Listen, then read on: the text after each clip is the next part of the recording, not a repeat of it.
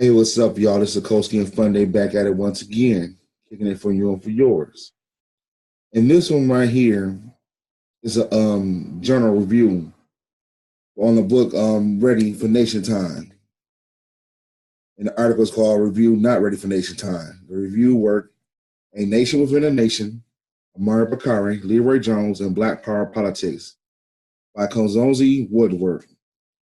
Now, this is reviewed by Kevin Gaines for American Quarterly, Volume 52, Number 3, September 2000. September 2000. That's where you find this article at. In American Quarterly, Volume 52, Number 3, September 2000. And that's where you find this article at. He said he not ready for nation time. That's what the review about. So let's go a little bit deeper into this. Not Ready for Nation Time by Kevin Gaines, University of Michigan. A review. A Nation Within a Nation, Amiri Baraka, LeRoi Jones, and Black Power Politics by Komozi Woodard, Chapel Hill, North Carolina, University of North Carolina Press, 1998, 1999, 1998, 329 pages, and it's for $34 in cloth and $17 in paper. Scholars are just beginning to take notice of the phrase of African American freedom movement known as Black Power. It is interesting to note a good deal of intimate academic interest in Black Power has emphasized its cultural dimensions. This is understandable given the prominence of the cultural nationalism within the Black Power. Unquestionably, for many, the Black Power era was experienced and remembered through popular culture. It is within popular culture in the works of Jill Scott Heron and The Last Poets, for example, that we receive the most poignant and sophisticated critiques of mass media cooperations of Black Power militancy. However, in the streetwise prose of Toni Cade Bambata and her edited volume, The Black Woman, one can find a brilliant and impassioned criticism of the adventurism and sexism often characterized the revolutionary nationalism after the death of Malcolm X. But while discussion of the libertarian component of the Afro-diasporic and African culture was central to the period in the Black study discourse, think of the influence of Franz Fanon, Harold Cruz, and indeed Amiri Baraka, there remains nevertheless a potential of historical amnesia and trivialization. Angela Davis noted that the tendency of the recent mass media representation of the 1960s to repress and exclude most inclusively the progressive articulation of Black Power. Not long ago, what passed for Black culture in Austin, Texas was Black Pluralization Night at the local art cinema into the hip, white 20-something set.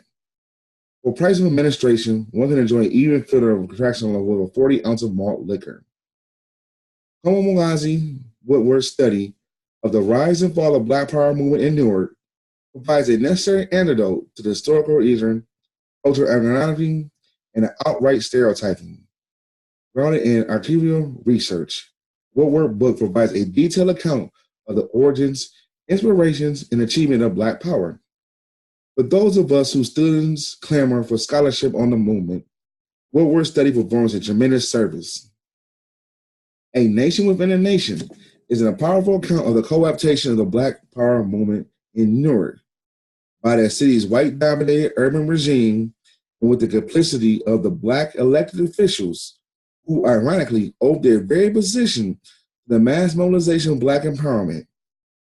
Its insight will help us to visit a complicated and stormy ideological debates of the period with a necessary calm and wisdom. On the other subject of Woodard's book is the political activism of the poet and playwright Amiri Baraka, LeRoi Jones. Woodard demonstrated that Baraka was much more than an infant terrible of American literature. By treating Baraka with the utmost seriousness, Woodard teaches us much about this major intellectual in his era. That is said, it is evidence the desire to emphasize the depth of Baraka's engagement with Black politics. Woodward's admiration for Baraka appears to be recluded on a much critical approach.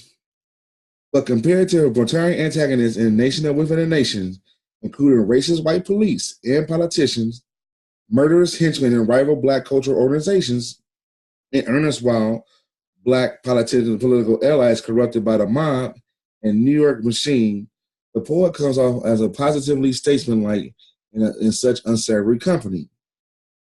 Woodward's study is valuable to researchers precisely because of its singular focus on Bakari political activities and contribution, which have otherwise remained obscure even to scholars of Bakara. Although Bakara writings are quoted sparsely, and Woodward provides scant discussion of the relationship of his ideas to his political initiatives, Woodward is primarily concerned with the documentation of the role of the black cultural nationalism as a catalyst for mass mobilization and the creation of an independent black political organization on a national scale. Usefully, Woodward directs us to regard black power politics as experimental, emerging on an unsettled moment when the movement focus shifted to the northern cities and economics rather than strictly racial inequalities.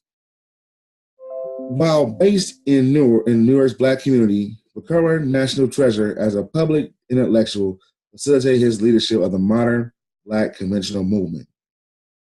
Black conventions in Newark provided a base for Bakari National Organization, the Congress of African People, CAP, whose convention in Atlanta in the 1970s attracted ideologically diverse arrays of delegates, including Jesse Jackson, Whitney Young, Coretta Scott King, Betty Shabazz, and Louis Farrakhan. The modern black convention movement, whose president was a series of northern political conventions held by free black men during the antebellum era, that's before slavery, the Civil War, sought to forge a national black political community within an agenda that could be formulated through the ideas of participatory democracy and proportional representation. In other words, black assemblies would fashion a national agenda out of such local needs and issues centered to the masses of black working people as housing shortage, public school reform, urban planning, and economic development and police brutality. For Woodward, black nationalism is both a historical given and a political idea. He chronicles pragmatic aspirations and achievements of the nationalist political project. Woodward's account of Baraka's CAP, the Congress of African, suggests that the nationalism reflected a continuum of local, national, and international issues. He reminded us that black nationalism during the 1970s was not only a local in calling for self-determination within black communities and institutions, but it was an international as well and saw solidarity with African liberation movements. Black Power era analysis of the internal colonialism and the institutional racism was committed in an insightful attempt to gate with the post-civil rights plights of black African Americans at the time when black liberation, as much as black nationalism, was a slogan for national black activists. Woodward nuance running a black nationalist suggests a need for approaching the subject in a complex and conjectural manner, rather than relying on a false dichotomies. Theories of black nationalism were contested and experimental too, reflected in the alleged influences of Marxism, African American religion, Marxism, and black feminism. The culmination of black political conventions held annually in Newark was astonishingly successful in that city's electoral politics. Woodward rightly situate black power politics in Newark in the crisis of the urban black community, defenses against the deindustrialization and the disappearance of jobs, and thoroughly excluded from the medicinal power by an Italian-American political machine, which characterization paradigmatic would be too generous. The Newark uprising in 1967 occurred in large part in protests against police brutality, open sanctioned by this unresponsive and rather hostile city government. Baraka himself was beaten by the police during the unrest, and Woodward related that some of the more egregious crime of police brutality in the incident. After the uprising, one of the many urban rebellions nationwide, black cultural nationalist organizations and conventions sounded the call for self-determination and community control of urban institutions. In Newark, Baraka and other activists shepherded a growing political base for a new wave of black electoral candidates, and eventually helped elect the city's first black mayor, Kenneth Gibson. Yet, one of the major assumptions of Black power intervention into urban electoral politics that Black faces in high places would better serve the interests of the Black community was believed what happened it was bellied by what happened in Newark. Newark CAP held urban planning and economic development as central to a solution to the crisis of the predominantly Black Central Ward. Challenging New York Housing Authority's urban renewal agenda, CAP architects, attorneys, and activists sought to reclaim abandoned buildings in the Central Ward for community service institutions. Indeed, the major objective of the CAP was to address the citywide housing shortage with affordable housing. But the vision of self-determination through urban planning met its match in the crisis that ultimately blocked the construction of the Wakanda Towers apartment complex. When the Housing Authority sought to delay the community development projects slated on the predominantly Black Central Ward, CAP discovered a plot of land in the mainly Italian North Ward that was ready for development. Pragmatically, McClure secured political support from the North Ward politicos and gathered an interracial group of architects and planners and engineers to work on the projects. And it kind of was touted as a cornerstone of Renaissance in the Black community social development. But at the groundbreaking for the project in 1972, Stephen Abadato, a Rutgers professor with political aspirations, derided Baraka in the project, wondering why it wasn't called the Garibaldi Towers, and sparked a picket by whites at the construction site. The few picketers, incited by off-duty police officers, swelled to hundreds, who directed their ire against Baraka and the CAP. Eventually, the Black construction workers. As we were related, the situation quickly got out of hand. The picketers developed a unique strategy. They were threatening that blood would run in the streets and then petitioned the courts to stop construction because of the danger of bloodshed. It worked. The courts halted construction briefly, and an opportunist and North Ward councilman who had previously signed off on the development of now fabricated objections to propose the heights of the tower. The proponents of the development asserted this despite the existence of several high-rise buildings within sight of the area. Television crew editors scrupulously edited from their coverages of the crisis. The courts eventually decided with Wakanda Towers attorney Ernie Vogelman exposure to this shenanigan, but the city council immediately voted to rescind Wakanda Towers' tax abasement. White picketers, incited by Councilman Anthony Imperi, yelled racial epithets as Black construction workers ran the gauntlet to enter the site. Anarchy reigned in the streets of Newark, with white mobs attacking Black enclaves in North Ward and racially motivated fighting in the city's high school. Shotgun blasts were fired in CAP headquarters one night. Mayor Gibson, the Black mayor, the first Black mayor of New York, failed to intervene, washing his hands of his former allies. Proponents of racial incorporation sought to restore order as leaders from the clergy, labor unions, and professional organizations joined with the CAP to condemn the violence and plead for reconciliation. But the police chief resigned rather than enforce the laws against the white mob to protect Black citizens. Wakanda Towers was undone by race baiting, extra-legal violence, and the betrayal of the project's initial sponsors. And the attack conclusion of Mayor Gibson, who undermined Bakari by handing control of the lucrative project to white developers and contractors.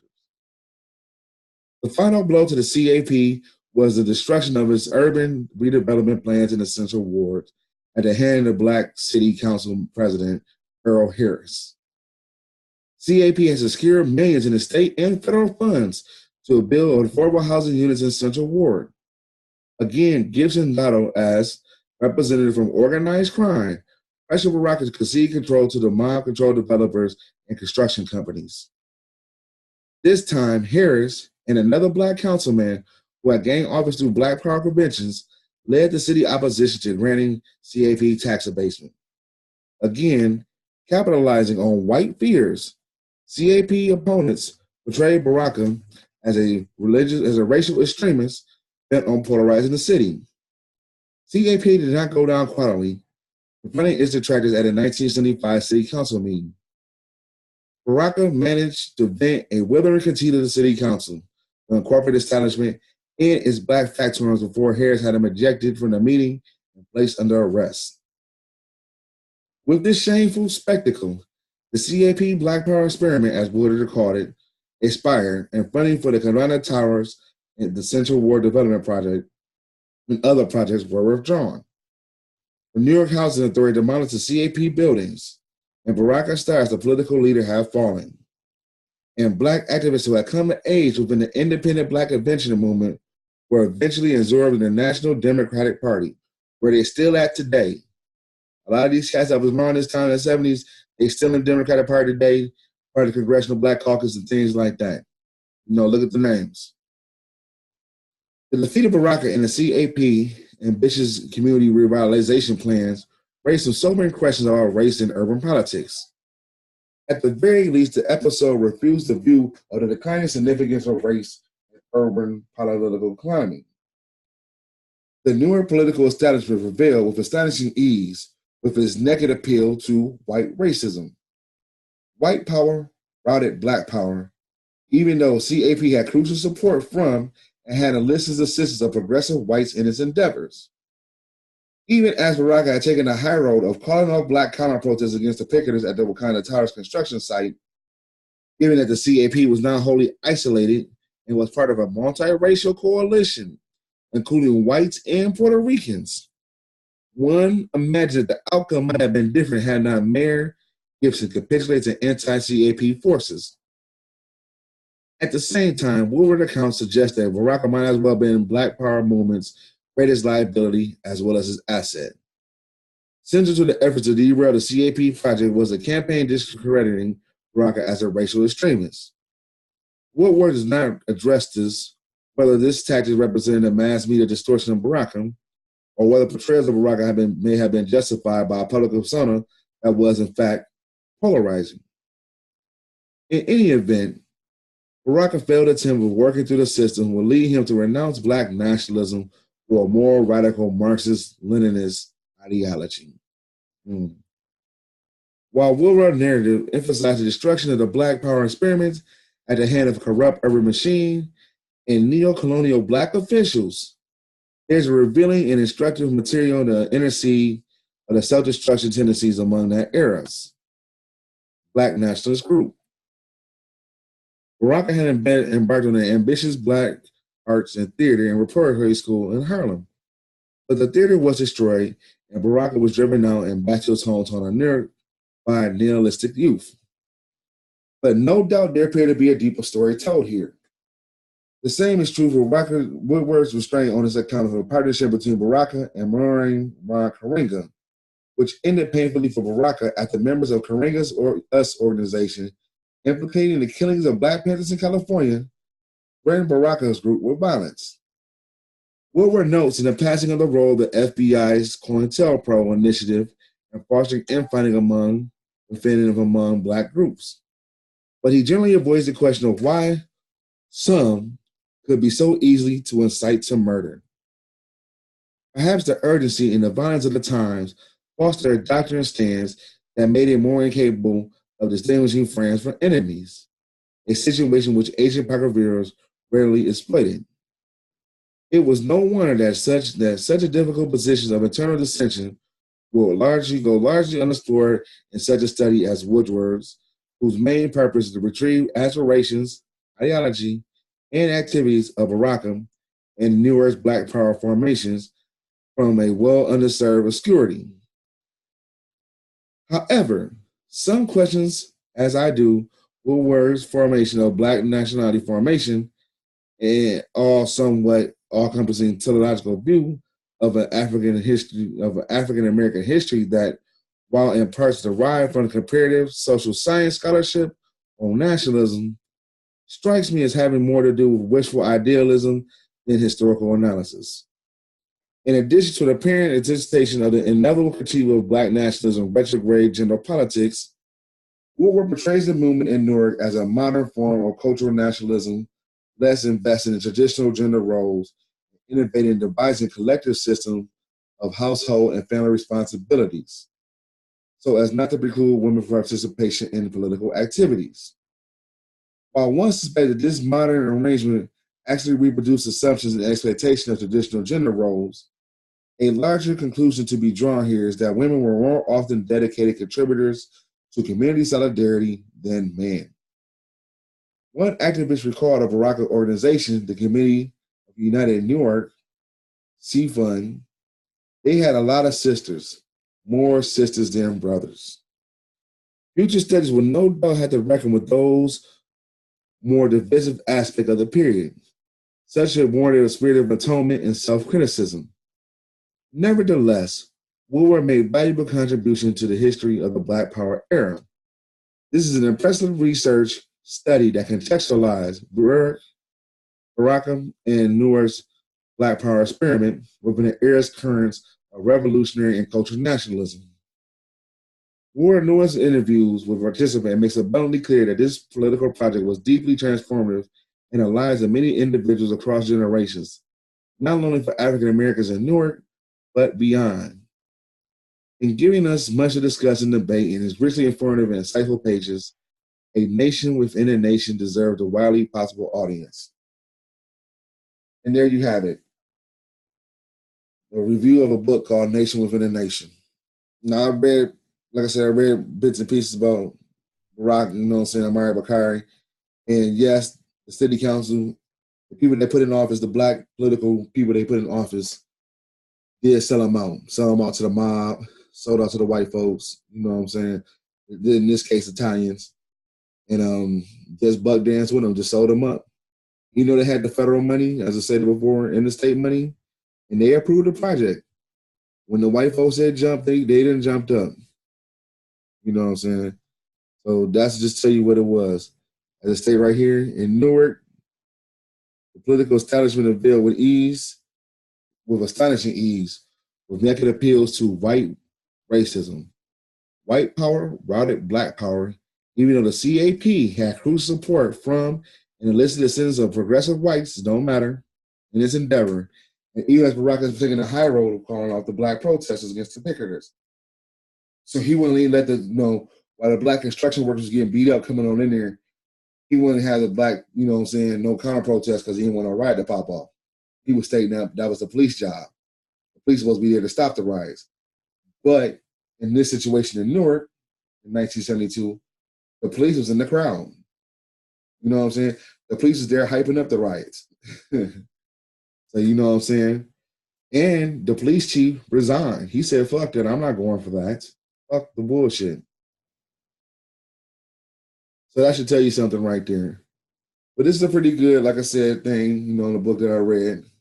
You know, even when you have a multiracial coalition, too, you got to take note about this. Even though they had a multiracial coalition, given that cat was not wholly isolated, and as part of a multiracial coalition, including whites and Puerto Ricans, if you're talking too much against the status quo, you know what I'm saying, they're not going to go for it. Even the people that you put in power, the black politicians, you know what I'm saying, I can see that now. And also, too, we got to talk about this, too. What did they do to tap this down, the U.S. government as a whole? You know what I'm saying? To tap this down, you know what I'm saying? To stop the grassroots black power movement from making moves like this, you know what I'm saying, and causing disturbances. They came up with the Congressional Black Caucus. Because the Congressional Black Caucus did not exist around this time. It came around about like 72. You know, Shirley Chisholm was the only woman, and they shunned her, you know what I'm saying? So they shunned her for being, you know, because they didn't want her running in ahead of them and stuff like that. But that's around this time when the Congressional Black Caucus movement was done. They said, hey, we're going to get a part of them. You know what I'm saying? These people that we want. And like I said, when they got sucked up in the North, in this article, when it stated that got sucked into the rest of them got sucked into the Democratic Party, that's real talk. A lot of them still old members right now, old members of the Congressional Black Caucus. You know what I'm saying? If they still around from this era, if they've been in there since 1970, whoopie whoop, whatever, they got sucked in and they a part of this shit. Anyway, this is a Koski, a fun day. Kicking in for you and for yours. Much love for watching, much love for liking and subscribing to the channel. Hope you've done that already. And, you know, catch you on the next video. Peace.